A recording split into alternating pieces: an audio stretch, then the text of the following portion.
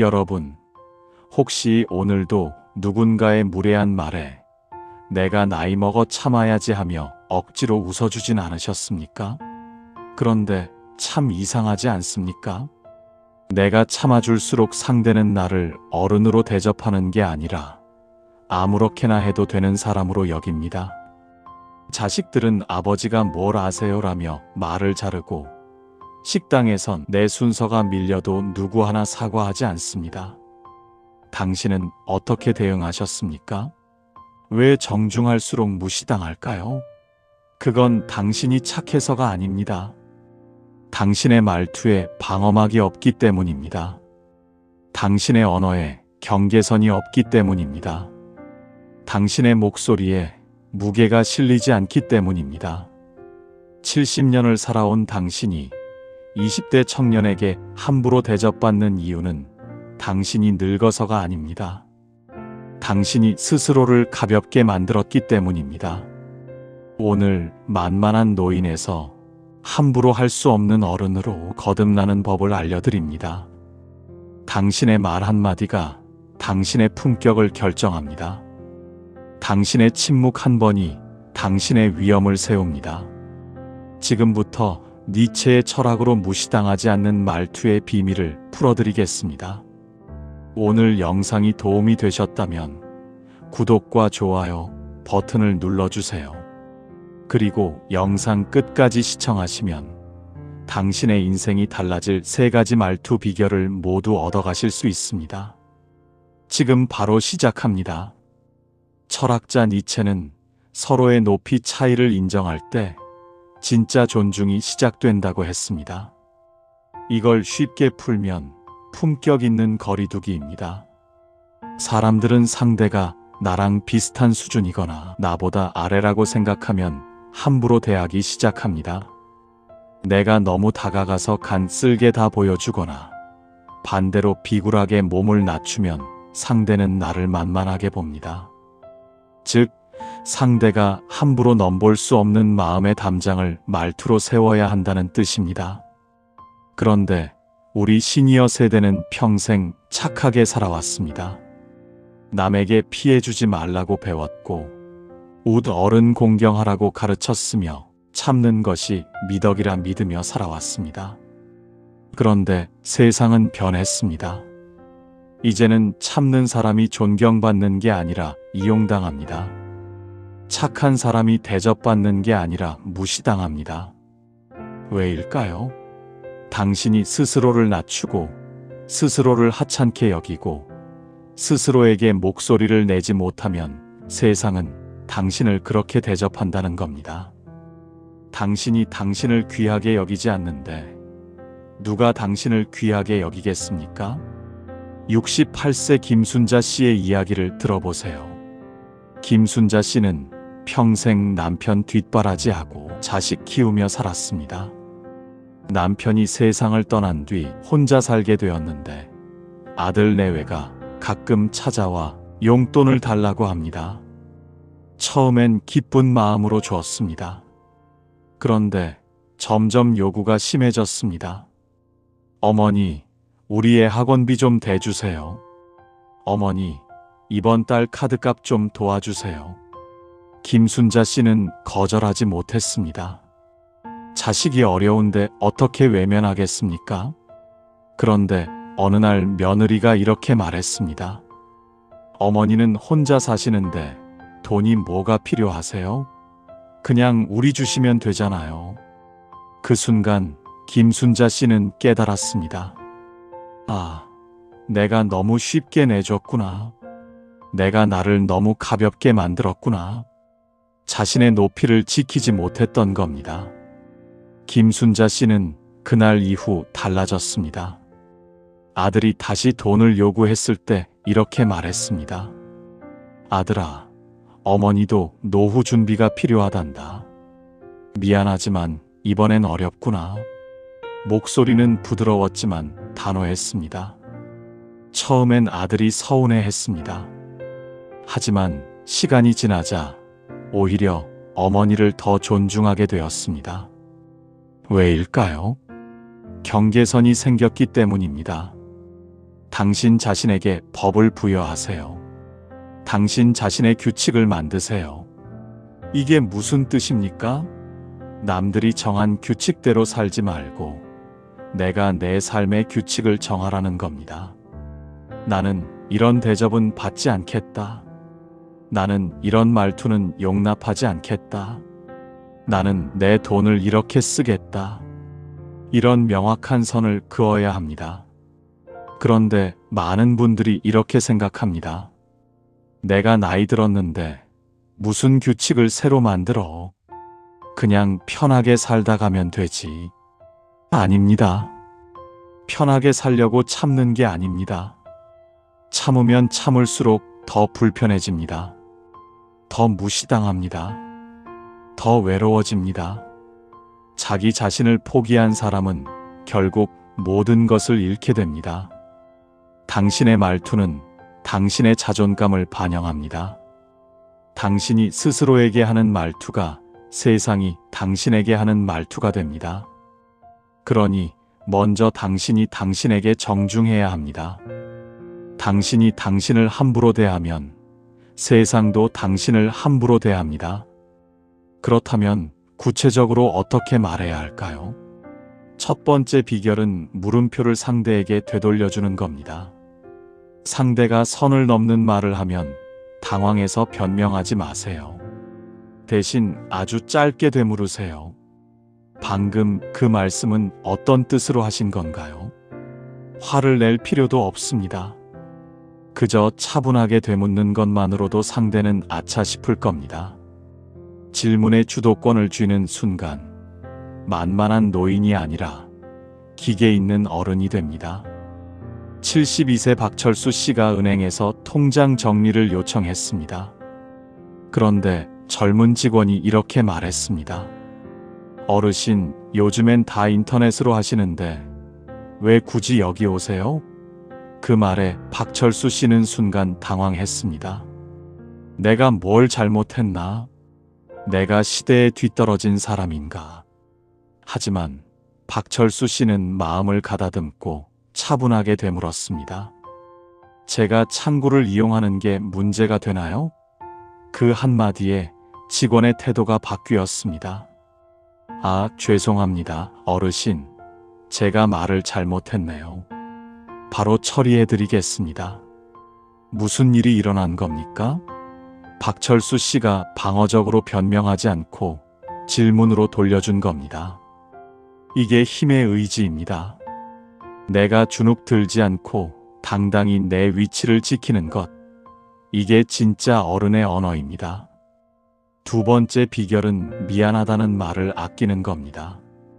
습관적으로 미안한데 실례지만을 입에 달고 살지 마세요. 정당한 권리를 요구할 때는 단호해야 합니다. 이것 좀 확인해 주시겠어요? 제 순서입니다. 짧고 명확하게 끝맺으세요. 문장이 길어지고 사과가 섞일수록 당신의 권위는 낮아집니다. 명확한 마침표가 당신의 품격을 결정합니다. 70세 이영희 씨는 마트에서 계산을 기다리고 있었습니다. 그런데 뒤에서 온 젊은 사람이 새치기를 했습니다. 이영희 씨는 순간 화가 났지만 습관적으로 이렇게 말하려 했습니다. 저기 미안한데요. 제가 먼저 서 있었는데요. 혹시 급하신가요? 그런데 문득 생각했습니다. 내가 왜 사과를 해야 하지? 잘못한 건 저 사람인데. 그래서 말을 바꿨습니다. 제 순서입니다. 뒤에 서주세요. 끝입니다.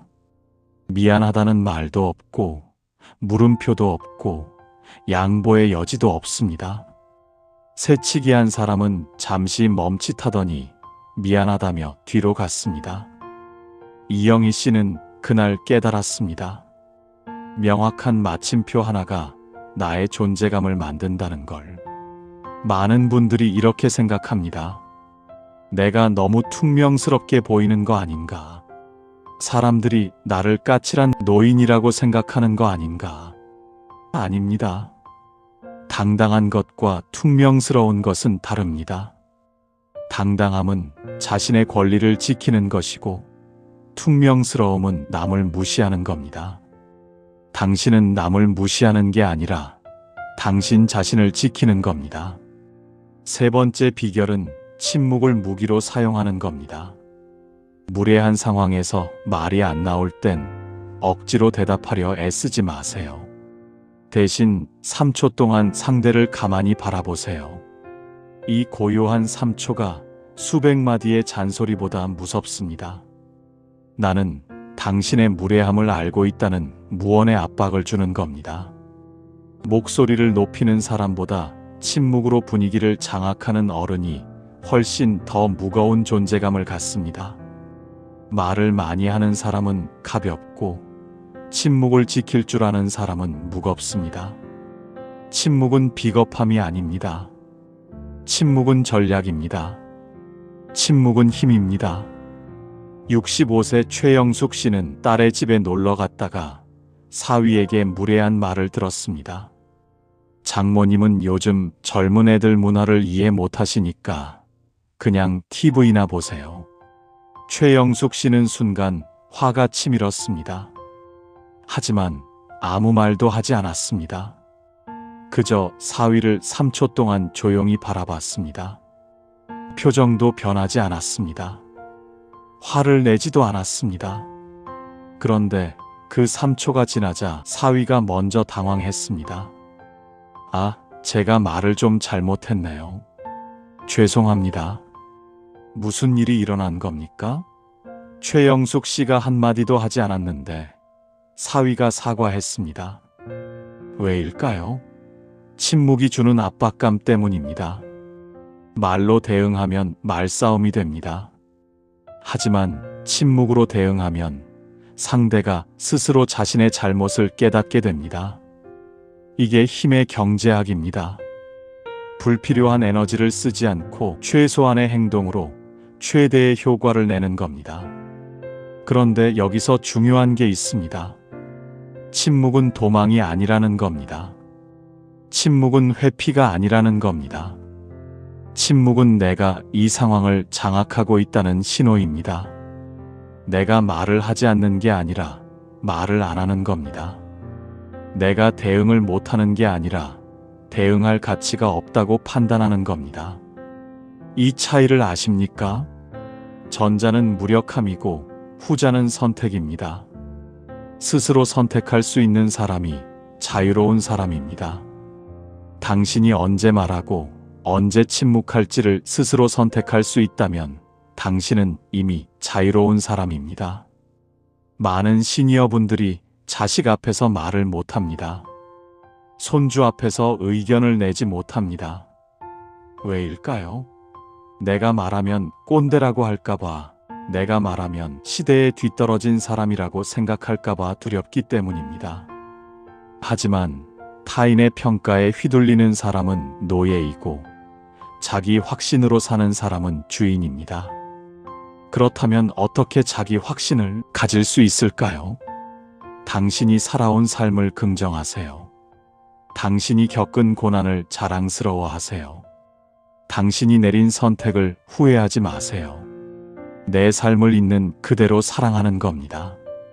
당신은 전쟁을 겪었고, 가난을 이겨냈고, 자식을 키웠고, 나라를 일으켰습니다.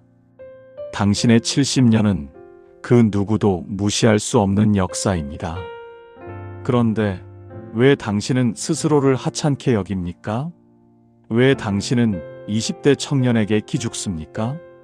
과거를 부정하는 사람은 현재도 부정하게 됩니다. 당신의 과거를 긍정하세요. 당신의 삶을 자랑스러워하세요. 그러면 자연스럽게 당신의 말투에 무게가 실립니다. 당신의 목소리에 확신이 담깁니다. 67세 정미선 씨는 평생 시장에서 장사를 했습니다. 비가 오나 눈이 오나 새벽부터 나가서 채소를 팔았습니다. 자식들은 대학을 보냈고 이제 손주까지 보게 되었습니다. 그런데 손주가 이렇게 물었습니다. 할머니는 왜 대학을 안 나왔어요? 친구 할머니는 교수였대요. 정미선 씨는 순간 부끄러웠습니다. 하지만 마음을 다잡았습니다. 내 삶을 긍정하자. 그래서 이렇게 대답했습니다. 할머니는 대학은 안 나왔지만 인생이라는 더 큰 학교를 다녔단다. 새벽 3시에 일어나서 채소를 다듬으며 부지런함을 배웠고, 손님들을 대하며 사람을 대하는 법을 배웠고, 비 오는 날에도 장사하며 끈기를 배웠지. 그 배움으로 내 엄마를 키웠고 너를 만났단다. 이게 할머니의 학위란다. 그 말을 들은 손주는 눈을 빛냈습니다. 할머니 멋있어요. 무슨 일이 일어난 겁니까? 정미선 씨가 자신의 삶을 긍정하자 손주도 할머니를 존경하게 된 겁니다. 이게 가치의 전도입니다. 세상이 정한 기준으로 나를 평가하지 말고 내가 새로운 기준을 만드는 겁니다. 대학 나온 게 위대한 게 아니라 자기 삶을 당당히 살아낸 게 위대한 겁니다. 나이 들었다고 남의 눈치나 보며 사는 낙타가 되지 마세요. 내 영역을 당당히 지키는 사자가 되세요. 말투는 그 사자의 갈기와 같습니다. 내가 나를 귀하게 여겨야 세상도 비로소 나를 귀하게 대접하기 시작합니다. 그런데 많은 분들이 여기서 오해합니다. 내가 당당해지면 사람들이 나를 싫어하지 않을까? 내가 선을 그으면 자식들이 나를 멀리하지 않을까? 아닙니다. 오히려 반대입니다. 당신이 당당해질수록 사람들은 당신을 더 존중합니다. 당신이 선을 그을수록 관계는 더 건강해집니다. 가까이 있되 경계를 지키는 것, 이것이 진정한 사랑입니다. 자식을 사랑한다고 모든 걸 다 내주면 그건 사랑이 아니라 집착입니다. 손주를 예뻐한다고 모든 요구를 다 들어주면 그건 애정이 아니라 방종입니다. 진짜 사랑은 경계선 안에서 이루어집니다. 내가 줄 수 있는 것과 줄 수 없는 것을 명확히 하는 게 진짜 어른의 사랑입니다. 그렇다면 구체적으로 어떻게 경계를 설정할까요? 3가지 원칙을 제시합니다. 첫째, 나의 시간은 나의 것입니다. 자식이 갑자기 전화해서 손주 봐달라고 할 때 무조건 달려가지 마세요. 내일은 내가 약속이 있어서 어렵구나. 모레는 괜찮을까? 이렇게 당신의 시간을 먼저 챙기세요. 둘째, 나의 돈은 나의 것입니다. 자식이 투자하라고 빌려달라고 할 때 쉽게 내주지 마세요. 어머니도 노후 자금이 필요하단다. 이번엔 어렵구나. 명확하게 거절하세요. 셋째, 나의 의견은 소중합니다. 가족 회의에서 결정할 때 그냥 너희들 맘대로 해라 하지 마세요. 어머니 생각은 이렇단다. 이것도 고려해봐라. 당신의 의견을 분명히 말하세요. 이 3가지만 지켜도 당신의 삶은 달라집니다. 당신이 함부로 대접받지 않게 됩니다. 71세 한복순 씨의 이야기를 들어보세요. 한복순 씨는 평생 남편과 자식들 뒷바라지만 했습니다. 남편이 돌아가신 후 혼자 아파트에서 살았는데 자식들이 집을 팔아서 돈을 나눠 갖자고 했습니다. 어머니는 우리 집에 오셔서 사시면 되잖아요. 한복순 씨는 거절했습니다. 어머니는 여기서 살고 싶구나. 이 집은 어머니 집이란다. 자식들은 서운해했습니다. 하지만 한복순 씨는 흔들리지 않았습니다. 자기 자신의 공간을 지켜야 한다는 걸 알았습니다. 1년이 지나자 자식들이 먼저 사과했습니다. 어머니 죄송해요. 어머니 뜻을 존중할게요. 무슨 일이 일어난 겁니까? 한복순 씨가 선을 그었더니 자식들이 오히려 더 존중하게 된 겁니다. 이게 역설입니다. 내가 나를 지킬수록 관계는 더 건강해집니다. 내가 나를 희생할수록 관계는 더 무너집니다. 그런데 여기서 가장 어려운 게 뭡니까? 바로 습관입니다. 평생 착하게 살아온 습관, 평생 참아온 습관, 평생 양보해온 습관을 바꾸는 게 얼마나 어렵습니까? 습관은 제2의 본성이지만 본성은 바꿀 수 있습니다. 어떻게 바꿀까요? 작은 것부터 시작하세요. 오늘 하루만 미안하다는 말을 3번 줄여보세요. 오늘 하루만 부당한 상황에서 되물어보세요. 오늘 하루만 3초 침묵을 실천해보세요. 하루가 모이면 일주일이 되고, 일주일이 모이면 한 달이 되고, 한 달이 모이면 1년이 됩니다. 1년 후 당신은 완전히 다른 사람이 되어 있을 겁니다. 매일 조금씩 자신을 극복하는 사람이 결국 진정한 어른이 됩니다. 당신은 이미 70년을 살아왔습니다. 그런데 왜 이제 와서 바꾸려 하냐고요? 왜냐하면 당신의 남은 인생이 더 소중하기 때문입니다. 70년을 남을 위해 살았다면 이제 남은 시간은 당신을 위해 사세요. 70년을 참고 살았다면 이제 남은 시간은 당당하게 사세요. 만약 당신의 인생이 똑같이 반복된다면 당신은 지금의 삶을 다시 살 수 있겠습니까? 만약 지금처럼 무시당하고 함부로 대접받는 삶이 영원히 반복된다면 당신은 그 삶을 견딜 수 있겠습니까? 아니라면 지금 바꾸세요. 오늘 바꾸세요. 지금 이 순간 바꾸세요. 내일 누군가가 당신에게 함부로 말하면 되물으세요. 내일 누군가가 당신의 순서를 뺏으면 단호하게 말하세요. 내일 누군가가 당신을 무시하면 침묵으로 대응하세요. 한번 해보세요. 그러면 세상이 달라 보일 겁니다. 사람들의 태도가 달라질 겁니다. 무엇보다 당신 스스로를 바라보는 눈이 달라질 겁니다. 스스로를 존중하는 사람만이 타인에게도 존중받을 수 있습니다. 지금까지 3가지 비결을 말씀드렸습니다. 물음표를 되돌려주기, 미안하다는 말 줄이기, 침묵을 무기로 사용하기. 이 3가지만 기억하셔도 당신의 삶은 달라집니다. 하지만 가장 중요한 건 마음가짐입니다. 힘의 의지, 즉 내 안의 힘을 믿고 그 힘을 발휘하려는 의지가 있어야 합니다. 당신 안에는 이미 그 힘이 있습니다. 70년을 살아온 힘, 고난을 이겨낸 힘, 가족을 지켜낸 힘이 당신 안에 있습니다. 그 힘을 믿으세요. 그 힘을 꺼내세요. 그 힘을 말투로 표현하세요. 당신의 한마디가 당신의 품격을 만듭니다. 당신의 침묵 하나가 당신의 위엄을 세웁니다. 당신의 태도가 당신의 인생을 바꿉니다. 별이 되려면 스스로 빛을 내야 합니다. 당신은 이미 별입니다. 70년을 빛내며 살아왔습니다. 그런데 왜 지금 와서 그 빛을 숨기려 합니까? 왜 지금 와서 어둠 속에 숨으려 합니까? 이제는 당신의 빛을 세상에 드러낼 때입니다. 당신의 목소리를 세상에 들려줄 때입니다. 당신의 존재를 세상에 각인시킬 때입니다.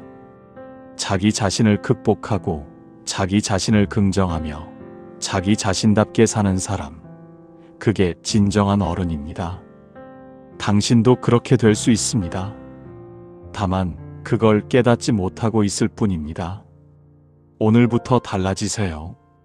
오늘부터 당당해지세요. 오늘부터 함부로 대접받지 마세요. 당신의 70년은 그 누구도 무시할 수 없는 역사입니다. 당신의 경험은 그 어떤 학위보다 값진 자산입니다. 당신의 존재는 그 자체로 존귀합니다. 자기 자신이 되세요. 다른 누구도 아닌 오직 당신 자신이 되세요. 당신은 누구입니까? 당신은 70년을 살아온 전사입니다. 당신은 수많은 전투에서 살아남은 생존자입니다. 당신은 한 가정을 일으켜 세운 건축가입니다. 그런 당신이 왜 20대 청년에게 기죽습니까? 그런 당신이 왜 무례한 사람에게 고개를 숙입니까? 이제는 당신의 진짜 모습을 보여줄 때입니다. 말투는 기술이 아닙니다. 말투는 태도입니다. 당신이 당신을 어떻게 바라보는지가 말투에 드러납니다. 당신이 당신을 하찮게 여기면 말투도 하찮아집니다. 당신이 당신을 귀하게 여기면 말투도 귀해집니다. 당신의 언어는 당신의 영혼을 반영합니다. 당신의 영혼을 다시 세우세요. 당신의 자존감을 다시 일으켜 세우세요. 그러면 자연스럽게 말투도 달라집니다. 억지로 목소리를 높일 필요 없습니다. 억지로 강한 척할 필요 없습니다. 그냥 당신 자신을 믿으세요. 그러면 자연스럽게 말에 무게가 실립니다. 자연스럽게 침묵에 힘이 실립니다. 오늘 여러분의 마음을 가장 시원하게 만든 한마디는 무엇이었나요? 혹시 그동안 무시당했던 속상한 기억이 있다면 댓글로 털어놓아 보세요. 글로 적는 순간 그 상처는 더 이상 당신의 것이 아니게 됩니다. 당신의 이야기를 나누는 순간 그 아픔은 치유로 바뀝니다. 고통을 말하는 자는 이미 고통을 이겨낸 자입니다. 그러니 두려워하지 마세요. 부끄러워하지 마세요. 당신의 경험은 다른 누군가에게 큰 위로가 됩니다. 당신의 용기는 다른 누군가에게 큰 힘이 됩니다. 오늘 이 지혜가 당신의 삶에 작은 방패가 되었다면 구독과 좋아요로 응원해주세요. 당신의 작은 클릭 하나가 더 많은 시니어분들에게 이 메시지를 전할 수 있습니다. 당신의 작은 참여 하나가 누군가의 인생을 바꿀 수 있습니다. 그리고 알림 설정까지 해주신다면 다음 영상도 가장 먼저 만나보실 수 있습니다. 현자 철학당은 앞으로도 계속해서 시니어 여러분의 삶에 지혜와 용기를 전해드리겠습니다. 당신은 스스로 빛을 내는 별입니다. 그 빛을 감추지 마세요. 그 빛을 세상에 드러내세요. 당신이 어디서든 당당한 현자로 살아가길, 당신이 어디서든 존중받는 어른으로 살아가길 현자 철학당이 진심으로 응원합니다. 감사합니다.